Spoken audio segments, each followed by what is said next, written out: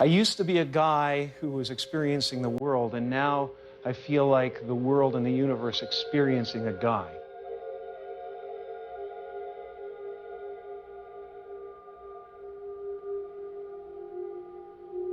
When the curtain goes down at the end of the drama, the hero and the villain step out hand in hand, and the audience applaud both. Because they know that the hero role and the villain role are only masks. As an actor, you play characters, and then if you go deep enough into those characters, you realize that your own character is pretty thin to begin with, you know? And then you suddenly have this separation and go, well, who's Jim Carrey? Oh, he doesn't exist, actually. And at a certain point, I realized, hey, wait a second, you know, if it's so easy to lose Jim Carrey, who the hell is Jim Carrey? There's just a relative manifestation of consciousness appearing, and then somebody gave him a bunch of ideas. They gave him a name and a religion and a nationality, and he clustered those together into something that's supposed to be a personality. And it doesn't actually exist. And none of that stuff, if you drill down, is real.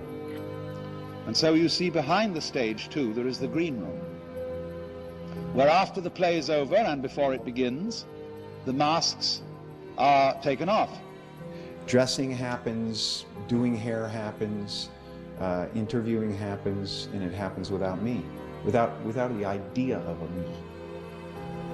You know, it's really, you know, the fact that we are already enlightened, we're already complete, and it's just realizing that you're complete.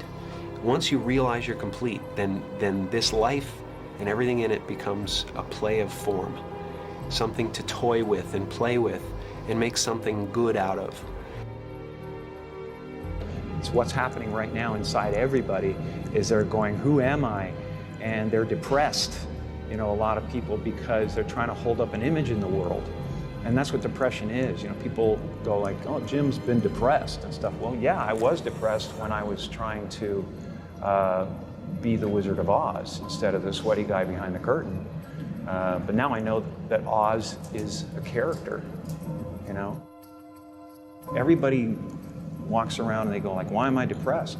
Well, it's because you're trying to be something for the world, you know. And as soon as you let that go, better things happen, because they're just happening. And there's been a series of kind of awakenings I've had in my life, and you know, people chalk it up to depression and all that stuff. I think that, you know, grief and sadness and all those things are the ticket home to nothing. I think that was a part of the process. There's been several other awakenings, and yet still I have a lot of egoic attachments that pull my attention and focus. I think, you know, the right marriage with the right character and the right guy who's going through something is essential. And so that behind the scene, that is to say, in reality, under the surface, you are all the actor,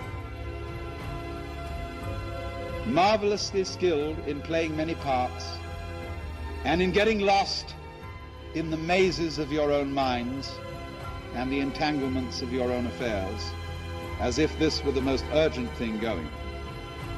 But behind the scenes, in the green room, you always have a very tiny sneaking suspicion that you might not be the you that you think you are.